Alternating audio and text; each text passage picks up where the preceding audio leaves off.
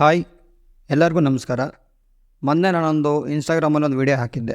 So ರೆಗ್ಯುಲರಾಗಿ ₹100 invest ಮಾಡಿ, ಅಂದರೆ ಡೈಲಿ ಇನ್ವೆಸ್ಟ್ ಮಾಡಿ, ಸೊ ಯಾವ ಥರ ನಾವು ಕೋಟಿನ ಸಂಪಾದಿಸ್ಬೋದು ಅಂತ ಮೊನ್ನೊಂದು ಶಾರ್ಟ್ ವಿಡಿಯೋ ಹಾಕಿದ್ದೆ.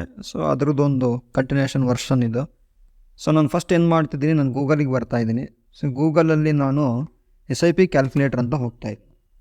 SIP ಕ್ಯಾಲ್ಕುಲೇಟರ್ಗೆ ಹೋದ್ಮೇಲೆ ನಾನು ಫಸ್ಟ್ ಒಂದೇ ಗ್ರೋದ ಕ್ಲಿಕ್ ಮಾಡ್ತಾಯಿದ್ದೀನಿ. ಸೊ ಇಲ್ಲಿ ನಾನು ಮಂತ್ಲಿ 3000 ಇನ್ವೆಸ್ಟ್ ಮಾಡ್ತೀನಿ. ಸೊ ಡೈಲಿ 100 ಅಂದರೆ ಮಂತಿಗೆ 3000 ಆಗುತ್ತೆ. ಆವ್ರೇಜ್ ಆಗಿ ನಾನು 15% ಹಿಡಿತಾ ಇದ್ದೀನಿ. ಸೊ ನಾನು 40 ಇಯರ್ಸಿಗೆ ಇನ್ವೆಸ್ಟ್ ಮಾಡ್ತಾ ಇದ್ದೀನಿ. ಓಕೆನಾ?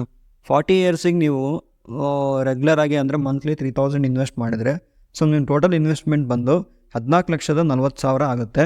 ಅದೇ ನೀವು 40 ವರ್ಷ ಇದೇ ರೀತಿ ಕಟ್ಕೊತ ಹೋದರೆ, ಸೊ ಆಫ್ಟರ್ 40 ಇಯರ್ಸ್ ಆದಮೇಲೆ ನಿಮ್ಮ ಹತ್ರ 9,27,00,000 ಚಿಲ್ಲರೆ ಇರುತ್ತೆ. ಅದು ನಿಮ್ಮದು ರಿಟರ್ನ್ಸು.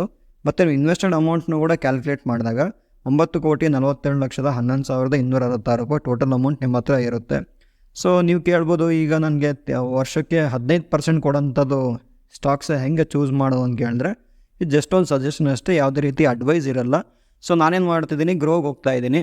ಸೊ ಇಲ್ಲಿ ನಾನು ಸರ್ಚ್ ಬಾರಲ್ಲಿ ನೆಫ್ಟಿ ಬೀಸ್ ಅಂತ ಹಾಕ್ತಾಯಿದ್ದೀನಿ. ಸೊ ನೆಫ್ಟಿ ಬೀಸ್ಗೆ ಹೋಗೋಣ. ಸೊ ಇದು ನಮಗೆ ETF ಆಗಿರುತ್ತೆ, ಸ್ಟಾಕ್ ಅಲ್ಲ. ಸೊ ಇದ್ರದ್ದು ನಾನು 1 ಇಯರ್ ರಿಟರ್ನ್ಸ್ ನೋಡಿದ್ರೆ ಇಲ್ಲಿ 25% ಇದೆ. ಸೊ ನಾನು ಆವ್ರೇಜ್ ಆಗಿ ಬರೀ 15% ಹಿಡಿತಾ ಇದ್ದೀನಿ. ಸೊ ನೀವು ರೆಗ್ಯುಲರಾಗಿ ₹3,000 ನೆಫ್ಟಿ ಬೀಸಲ್ಲಿ ಅಕೌಂಟ್ ಹೋದ್ರೆ ಕೂಡ, ಸೊ 40 ಇಯರ್ಸಿಗೆ ಒಂದು 9 crore ಅಚೀವ್ ಮಾಡೋಕ್ಕೆ ಪಾಸಿಬಲ್ ಆಗುತ್ತೆ. Okay, thank you.